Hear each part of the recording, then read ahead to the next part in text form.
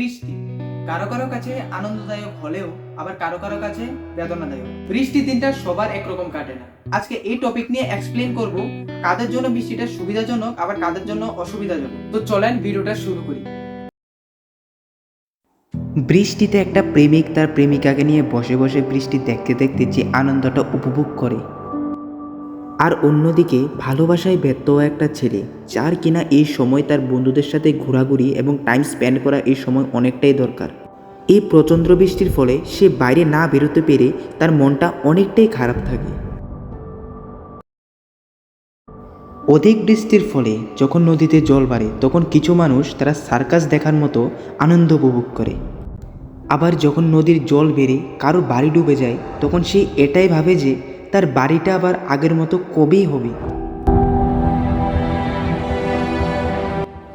বৃষ্টি হয়ে যাওয়ার পর অনেকের কাছে হয়তোবা পাকা রাস্তাতে ঘুরতে হাঁটতে ফিরতে অনেকটাই পছন্দের, আবার অনেকের কাছে বৃষ্টি হয়ে যাওয়ার পর বৃষ্টির মধ্যে হাঁটা তো দূরের কথা, সেরকম রাস্তা কিভাবে পার হবে তার মাথাতে শুধু ওই সময় এটাই কাজ করে।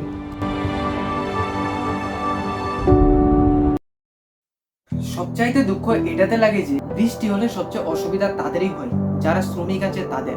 কেননা ওই দিন তারা কোনো কাজই করতে পারে না, বৃষ্টির জন্য পুরাটা দিন তাদের লস যায়।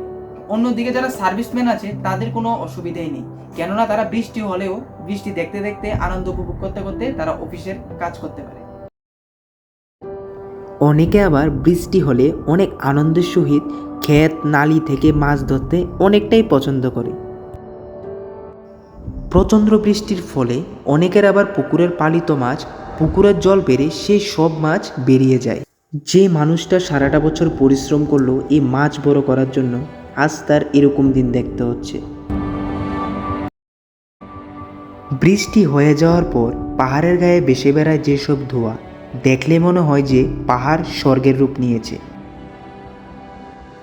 আবার বৃষ্টি হওয়ার পর রাস্তাঘাট এত পিচ্ছিল থাকে যে বাইকারদের জন্য অনেকটাই রিস্ক থাকে, যে কোনো সময় যে কোনো একটা দুর্ঘটনা ঘটে যেতে পারে।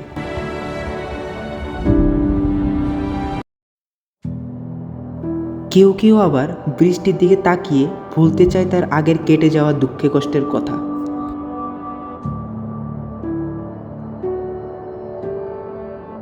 অন্যদিকে কেউ আবার বৃষ্টির দিকে তাকিয়ে থাকলে তার মনে পড়ে যায় আগে সেই কাটানো দুঃখে কষ্টের কথা।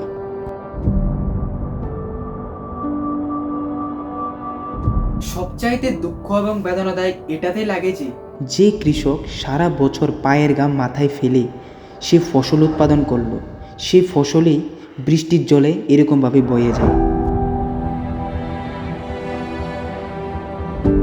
তো আজকের ভিডিওটা এ পর্যন্তই, দেখা হচ্ছে নতুন একটা ভিডিওতে।